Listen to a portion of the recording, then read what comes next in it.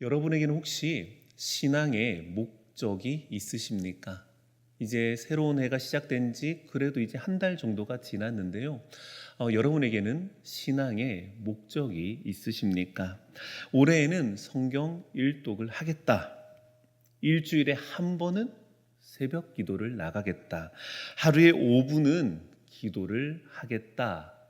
하는 그런 것 말고 신앙의 목적이 있으십니까? 성경을 읽는 것이나 기도를 하는 것은 사실 목적이 아니라 수단입니다. 기도 자체가, 말씀 자체가 목적이 될 수는 없습니다. 성경을 왜 읽는지, 그리고 기도를 왜 해야 하는지 우리는 알아야 합니다.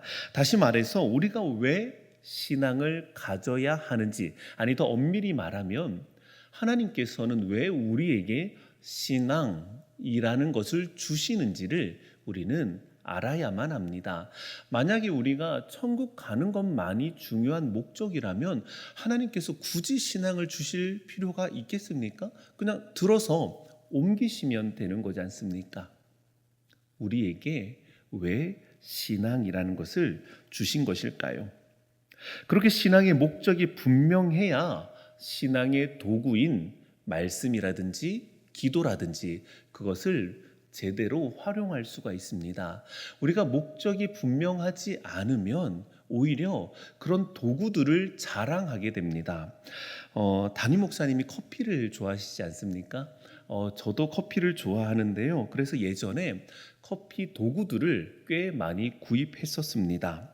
그러나 도구를 좀 가지고 있다고 해서 저절로 능숙해지는 것은 아닙니다. 도구를 가지는 것 자체가 목적인 사람을 우리는 초보라고 부릅니다. 도구 가지는 거, 이런저런 도구를 많이 가지는 것이 목적인 사람을 우리는 전문가라고 하지 않고 오히려 초보라고 부릅니다. 우리 신앙도 그렇습니다. 은혜가 풍성한 하나님께서는 우리가 하나님의 은혜를 경험할 수 있는 은혜의 방편들, 즉 은혜의 도구들을 마련해 주셨습니다. 성도에게 주어진 이 성경 말씀도, 그리고 교회에게 주어진 성례도 전부 다 하나님께서 우리에게 베풀어 주신 은혜의 도구들입니다. 너희가 이것을 읽으면서 은혜를 깨달아라. 이것을 행하면서 은혜를 깨달아라 라고 말씀하셨습니다. 그러나 그것 자체가 목적은 아닙니다. 기도 자체가 목적이 아니고 성경을 읽는 것 자체가 목적은 아닙니다. 우리는 이러한 은혜의 도구들을 가지고서 도착해야 할 도착지가 있습니다.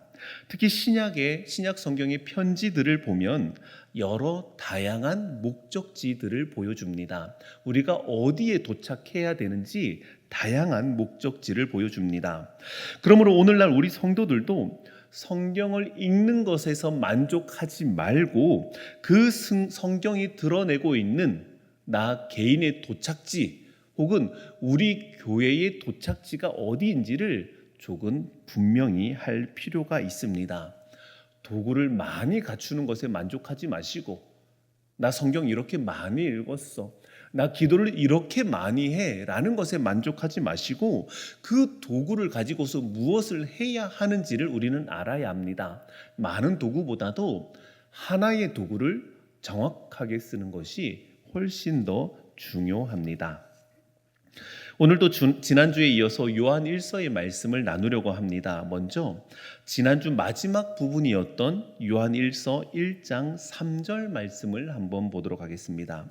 요한 1서 1장 3절 말씀입니다. 같이 한번 보겠습니다. 같이 한 목소리로 읽겠습니다. 우리가 보고 들은 바를 너희에게도 전함은 너희로 우리와 사귐이 있게 하려 함이니 우리의 사귐은 아버지와 그의 아들 예수 그리스도와 더불어 누림이라 라고 말씀합니다. 이 말씀인 즉슨 우리가 복음을 전하는 이유는 우리와 사귐이 있게 하려 하는 것인데 그게 곧 아버지와 예수님과 함께 사귀는 것이다 라고 말씀합니다. 다시 말하면 우리와 사귀는 것이 하나님과 사귀는 것이다 라고 말하고 있습니다. 어떻습니까? 좀 자기 중심적이라는 생각이 들지 않으십니까? 자기랑 가까워야지, 자기랑 사귀어야지 하나님과 사귀는 것이라고 하니까 우리는 이 말씀 앞에서 조금 멈칫하게 됩니다. 기독교 신앙에서는 겸손이 참 중요하지 않습니까? 그런데 이 말씀에서는 그게 별로 느껴지지 않는 것 같습니다. 그런데 요한이 이렇게 말하는 이유는, 우리와 사귀는 것이 곧 하나님과 사귀는 것이다 라고 말하는 이유는 요한보다 먼저 이런 말을 하는 사람이 있었기 때문이었습니다. 이미 그렇게 말하는 사람을 겨냥해서 요한은 이야기합니다. 하나님과 사귐이 있다고 큰 소리 치지만 사실은 전혀 사귐이 없다. 하나님과의 사귐이란 이런 것이다 라고 말하는 사람들에게, 아니, 하나님과의 사귐이란 그런 것이 전혀 아니다 라고 요한은 말하고 있는 것입니다. 본문 5절에서 6절 말씀을 한번 보겠습니다. 우리 같이 읽겠습니다. 5절 6절 말씀입니다. 우리가 그에게서 듣고 너희에게 전하는 소식은 이것이니 곧 하나님은 빛이시라 그에게는 어둠이 조금도 없으시다는 것이니라. 만일 우리가 하나님과 사귐이 있다 하고 어둠에 행하면 거짓말을 하고 진리를 행하지 아니함이거니와 라고 말씀합니다. 요한은 예수님에게서 들었던 것, 보았던 것을 전합니다. 하나님은 빛이시며 그에게는 어둠이 조금도 없다라고 합니다. 사랑하는 여러분, 하나님이 빛이시며 어둠이 조금도 없으시다는 말씀을 들을 때에 어떤 게 떠오르십니까? 하나님이 빛이시다, 그에게는 어둠이 조금도 없다라고 하면 어떤 게 떠오르십니까? 무엇이 무엇이다 라고 하는 것을 우리는 은유법이라고 합니다. 사실 은유법만큼 간단한 문장도 없지만 또 은유법만큼 이해하기 어려운 문장도 없습니다. 내 마음은 호수요 라고 하는데, 바다보다 작아서 호수라고 하는 건지, 물같이 유연해서 호수라고 하는 건지, 잔잔해서 호수라고 하는 건지 금방 알 수가 없습니다. 그것을 쭉 읽어봐야, 전체를 읽어봐야 그게 그 뜻이구나 라고 알 수 있습니다. 마찬가지로 하나님은 빛이시다, 쉽게 생각하면 그런가 보다 하죠. 그런데 하나님이 빛이시다라는 게 무슨 뜻입니까? 하나님은 빛이시다, 그에게는 어둠이 조금도 없으시다, 이게 무슨 뜻입니까? 전체적인 문맥을 살펴봐야지만 그 뜻을 짐작할 수 있습니다. 그래서 앞뒤를 살펴보면 하나님이 빛이시다라는 것은 그가 우리의 길을 비추신다는 것이고, 어둠이 조금도 없으시다는 것은 우리가 가야 할 길을 오해 없이 흐릿하게 비추지 않으신다라는 것입니다. 명확하게 우리가 어떤 길을 가야 되는지를 비추신다. 그에게는 어둠이 조금도 없다, 흐리지 않다. 우리가 어떤 길을 걸어가야 할지를 분명하게 비추신다 라고 말씀합니다. 그래서 그 뒤 7절을 보면 이렇게 말씀합니다. 제가 읽겠습니다. 그가 빛 가운데 계신 것 같이 우리도 빛 가운데 행하면 우리가 서로 사귐이 있고 그 아들 예수의 피가 우리를 모든 죄에서 깨끗하게 하실 것이요 라고 합니다. 그가 빛 가운데 계시기 때문에, 즉 빛으로 우리를 비추시기 때문에 우리는 빛 가운데서 걸어갈 수 있다고 합니다. 즉 우리는 하나님의 빛 때문에 걸어갈 수 있다라는 것이죠.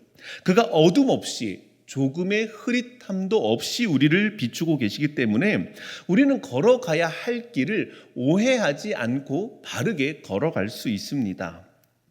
이렇게 어둠 없이 흐릿하지 않게 환하게 비추시는 하나님과 사귐이 있다라고 하면서도 그가 걷는 길이 하나님이 비추시는 길이 아니라면 그는 하나님과 사귐이 없는 거겠죠. 하나님이 오해하지 않도록 분명하게 길을 비추어 주시는데 그가 걷는 길이 하나님이 비추시는 길이 아니라면 그는 하나님과 사귐이 없다는 것을 나타내는 것이겠죠. 하나님과 사귐이 있다고 거짓말을 하는 겁니다. 진리를 행하고 있지 않은 겁니다. 그가 빛을 비추시는 하나님의 인도대로 가지 않기 때문입니다. 그렇다면 빛이신 하나님이 비추시는 길은 어떤 길일까요? 어떤 길이길래 우리가 오해하지 않도록, 흐릿하지 않도록 분명하고 확실하게 그 길을 비추어 주시는 걸까요? 본문 7절에서 10절 말씀을 보겠습니다. 제가 읽겠습니다. 그가 빛 가운데 계신 것 같이 우리도 빛 가운데 행하면 우리가 서로 사귐이 있고 그 아들 예수의 피가 우리를 모든 죄에서 깨끗하게 하실 것이요 만일 우리가 죄가 없다고 말하면 스스로 속이고 또 진리가 우리 속에 있지 아니할 것이요 만일 우리가 우리 죄를 자백하면 그는 미쁘시고 의로우사 우리 죄를 사하시며 우리를 모든 불의에서 깨끗하게 하실 것이요 만일 우리가 범죄하지 아니하였다 하면 하나님을 거짓말하는 이로 만드는 것이니 또한 그의 말씀이 우리 속에 있지 아니하니라 라고 말씀합니다. 여기서 갑자기 죄에 대해서 막 말씀들이 쏟아지기 시작합니다. 8절을 보시면 죄가 없다고 말하면 스스로 속이는 거고 진리가 그 안에 없는 것이다 라고 합니다. 10절에서는 너가 범죄하지 않았다, 우리는 범죄하지 않는다라고 하면 하나님을 거짓말하는 이로 만드는 것이라고 합니다. 요약하면 뭡니까? 우리는 죄인이라는 거죠. 우리는 죄인이라는 거죠. 우리는 죄가 있고 죄를 짓는 존재라는 것을 인정해야 한다는 겁니다. 우리에게는 죄가 있고 우리는 죄를 짓는 존재라는 것이죠. 여러분 이제 이 부분을 조금 주의 깊게 들여다보셔야만 합니다. 아까 앞에 있는 6절을 보시면 뭐라고 했습니까? 어둠에 행하면 진리와 상관없다고 했습니다. 어둠에 행하면 진리와 상관없다라고 했습니다. 그런데 지금은 죄를 안 지었다고 하면 진리와 상관없답니다. 뭐가 맞습니까? 어떻게 해야 우리가 진리의 편이 되는 것입니까? 어둠에 행하지 않아야 진리입니까? 아니면 죄를 인정해야 진리입니까?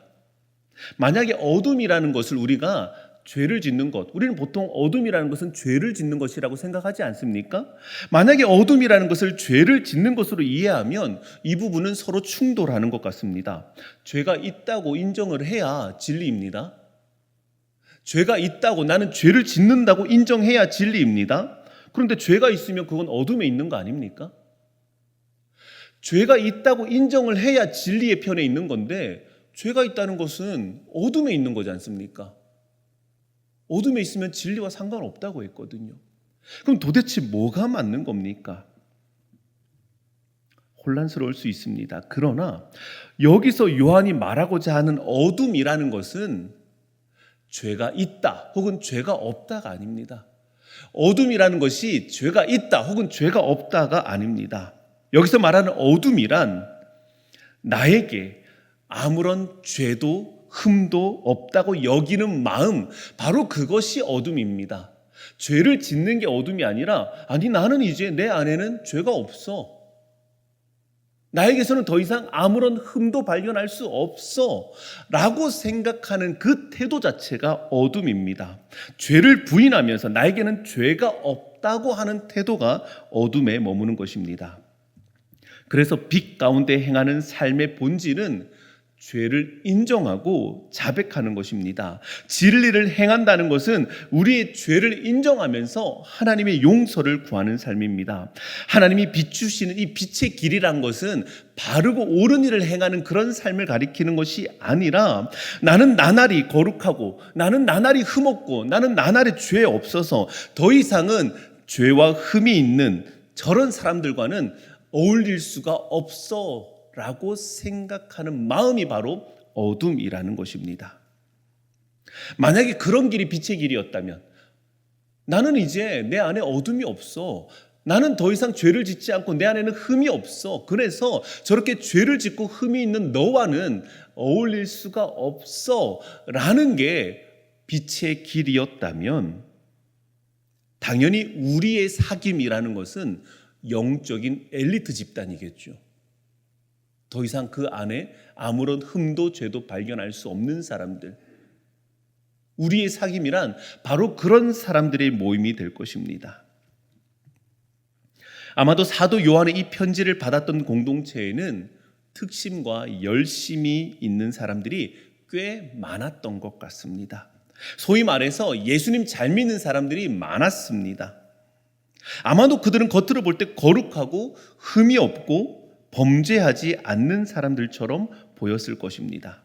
우리는 하나님과 사귐이 있기 때문에 어떤 죄도 짓지 않고 어떤 흠도 없다고 말했던 것 같습니다. 그래서 그들과는 다르게 거룩하지 않은 것 같고 죄를 짓는 것 같고 흠이 많은 것 같은 이들과는 사귐을 갖지 않았습니다.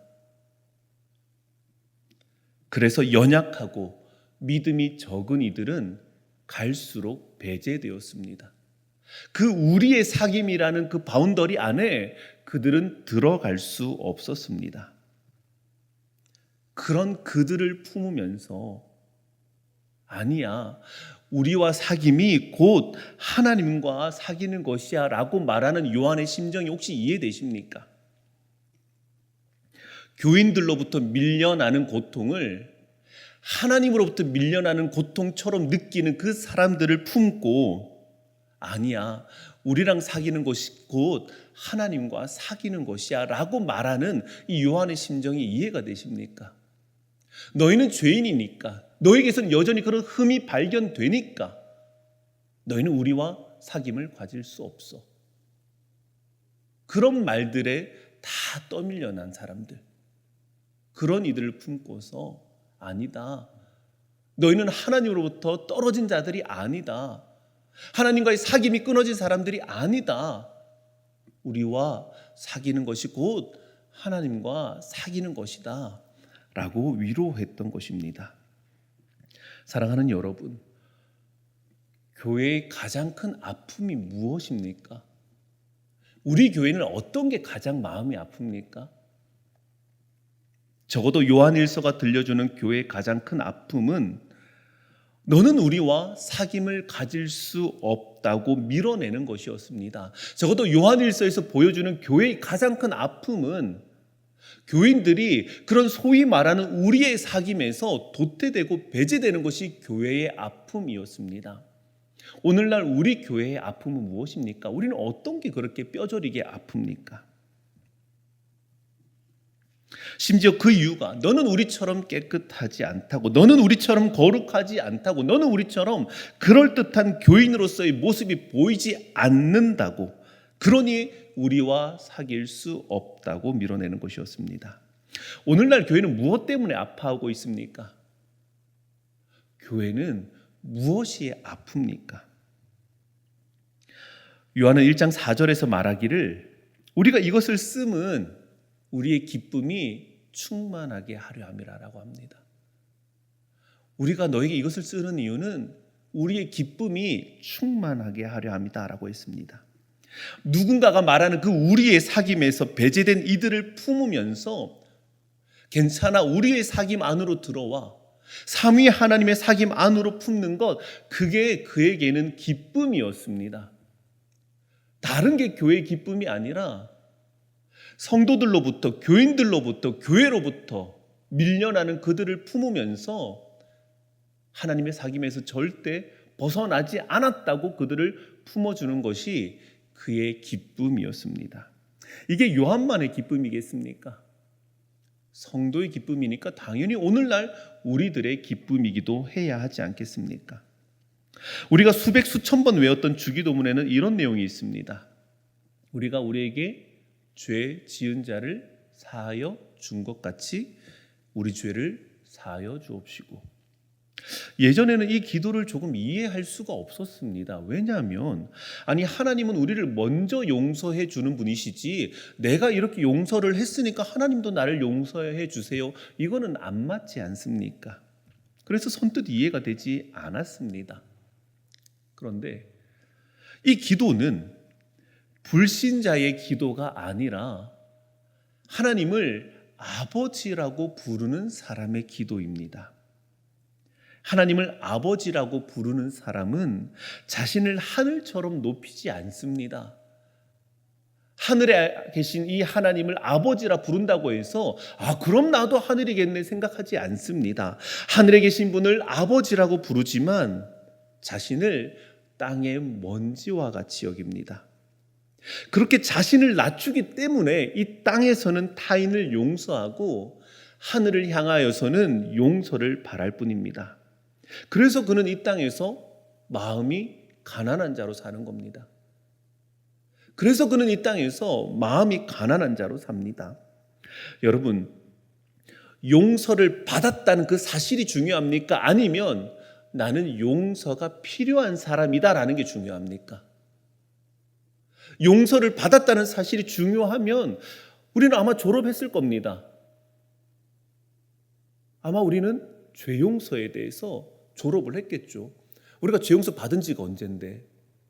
그런데 나는 용서가 필요한 사람이다 라는 게 여전히 우리의 마음에 있다면 우리는 지금도 이 땅에서 마음이 가난한 자로 살고 있을 것입니다. 마음이 가난한 사람은 자신이 용서받았다는 사실은 물론이고 자신이 용서가 필요한 사람이라는 것을 절대 잊지 않기 때문입니다. 그래서 그는 세리처럼 기도하며 끝자리에 앉으며 나는 은혜가 필요한 사람이라고 고백합니다. 교회에서 사귐이 끊어지신 분들 계시죠? 네, 아마도 여러분이 옳았을 겁니다. 여러분이 정당했고 여러분이 억울했으며 여러분은 틀리지 않았을 겁니다. 그러니까 그 틀렸고 그 나빴던 그 사람이 정신 좀 차리도록 우리의 사귐에서 내쫓아 버립시다. 그런데 그거 아십니까? 그렇기 때문에 여러분은 빛 가운데서 행하지 않고 있고 그래서 여러분은 우리의 사귐을 잃어버렸습니다.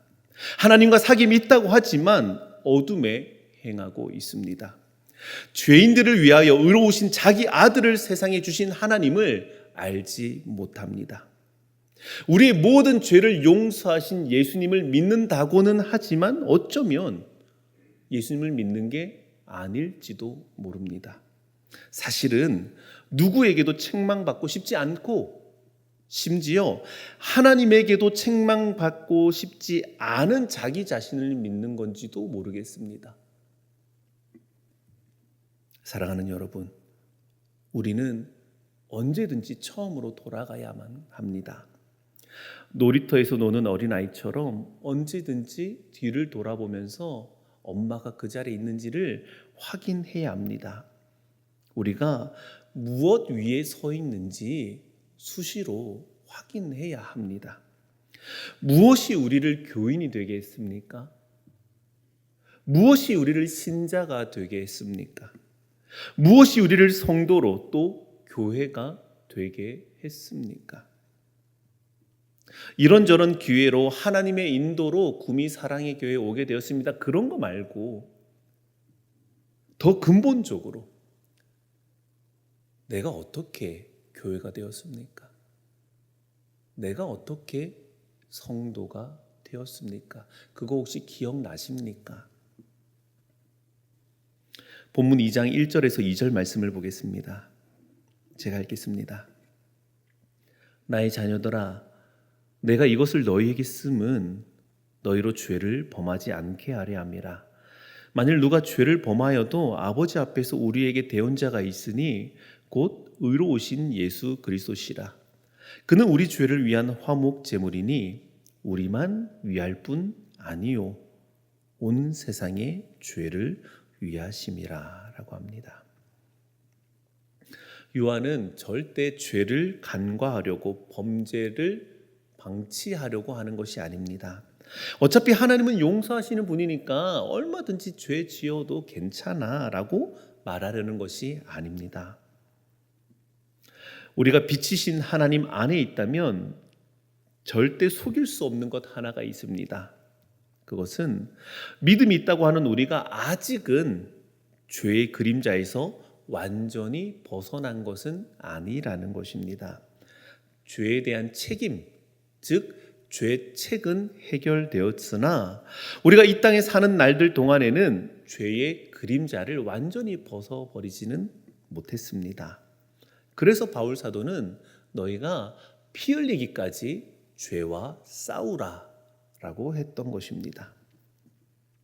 그럼에도 우리의 싸움은 결과를 예측할 수 없는 불안한 싸움이 아니라 예수님의 승리에 기반하고 있습니다.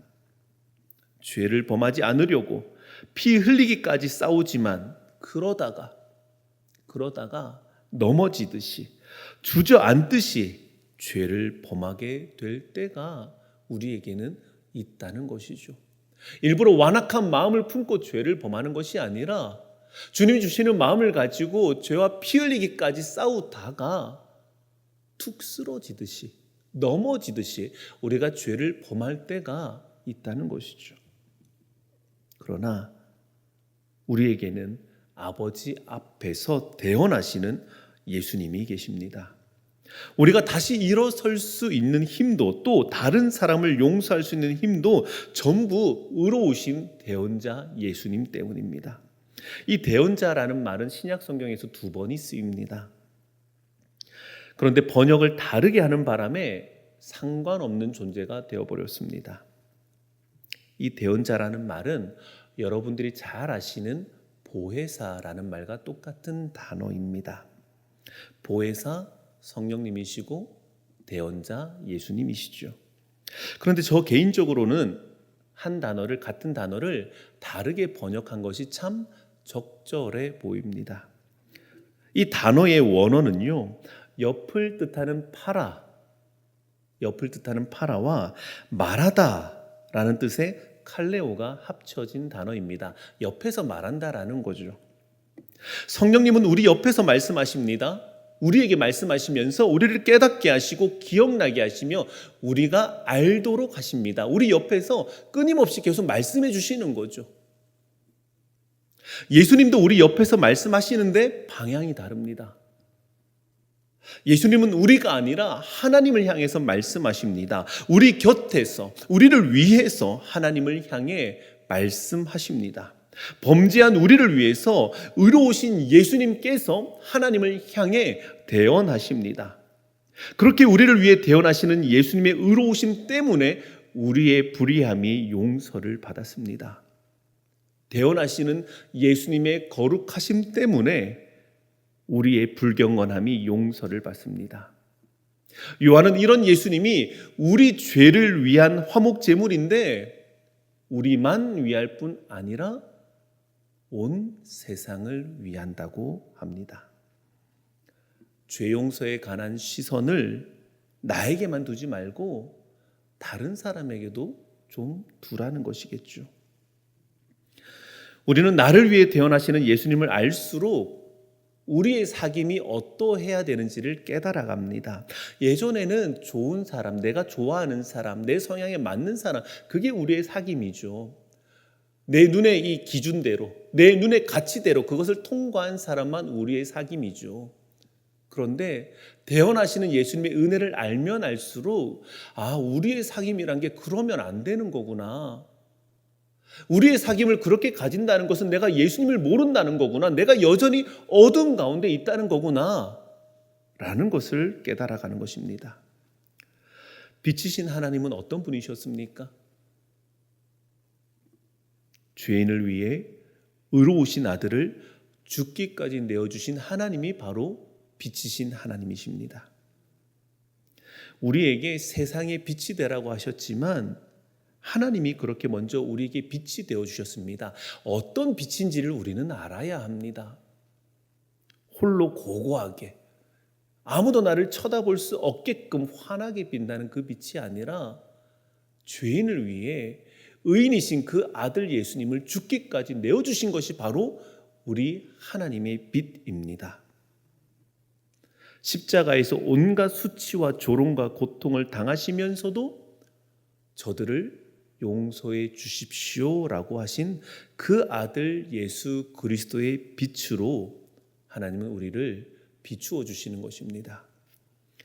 우리와의 사귐이라는 게, 우리의 사귐이라는 것이 혹시 다른 사람을 밀어내는 데 쓰인다면 우리는 한번 생각해 봐야 합니다.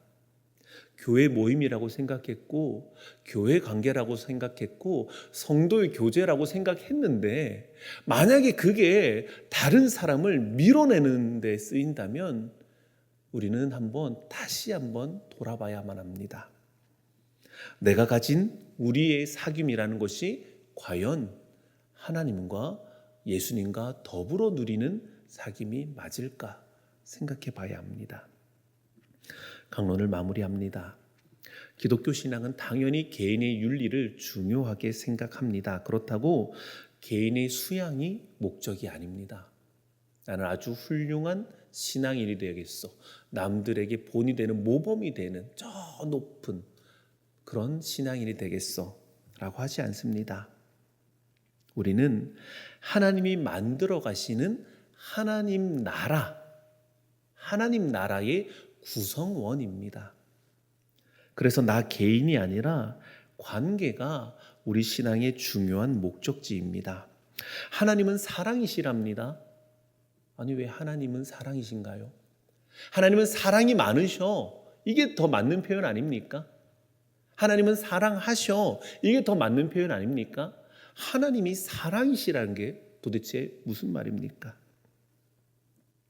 그것은 삼위 하나님께서 성부와 성자와 성령께서 서로 온전한 사랑을 주고받으시는 분이기 때문에 하나님은 그 존재 자체가 사랑이실 수밖에 없습니다. 삼위로 계시는 그 하나님께서 영원 전부터 서로 사랑을 주고받으시기 때문에 하나님은 사랑이신 거죠. 사랑이신 거죠. 하나님의 존재 자체가 사랑을 주고받는 분이십니다. 저는 창세기에 나오는 아담과 하와 이야기에서 어디가 정확히 범죄의 시작인지는 잘 모르겠습니다. 저거를 먹어볼까라고 생각한 게 범죄의 시작일까요? 이것을 꺾은 게 범죄의 시작일까요? 한 입 베어문 게 범죄의 시작일까요? 소화를 시킨 게 범죄의 시작일까요? 잘 모르겠습니다. 그러나 분명한 것은 죄가 관계를 무너뜨렸다는 것입니다. 하나님과의 관계, 너와의 관계를 무너뜨렸습니다. 하나님은 이것을 회복시키실 것입니다. 우리로 하나님을 보게 하시고 또한 너를 보게 하실 것입니다. 그래서 우리에게 빛을 주시고 또한 비추시면서 그 회복의 길을 따르라고 하셨습니다. 네가 말하는 그 사귐이 아니다. 진짜 우리의 사귐은 하나님과 예수 그리스도 안에서 더불어 누리는 그런 사귐이다. 사귀면 사귈수록 다른 사람들 밀어내는 사귐이 아니라 오히려 죄인을 품으시는 그 하나님을 닮은 사귐이다 라고 우리에게 말씀하고 계십니다. 하나님 우리를 빛 가운데로 부르십니다. 그리고 그 빛은 죄 없으신 예수님이 죄인의 십자가를 지신 빛입니다. 우리가 받는 빛이 무엇인지를 기억하셔야만 합니다. 그 진리는 의로운 자가 불의한 자를 대신하신 진리입니다. 그러기에 우리는 용서받았을 뿐만 아니라 용서를 나누며 살아가야 합니다. 이 빛의 길을 따라 우리는 하나님과의 사귐 속에서 서로를 품어야 합니다.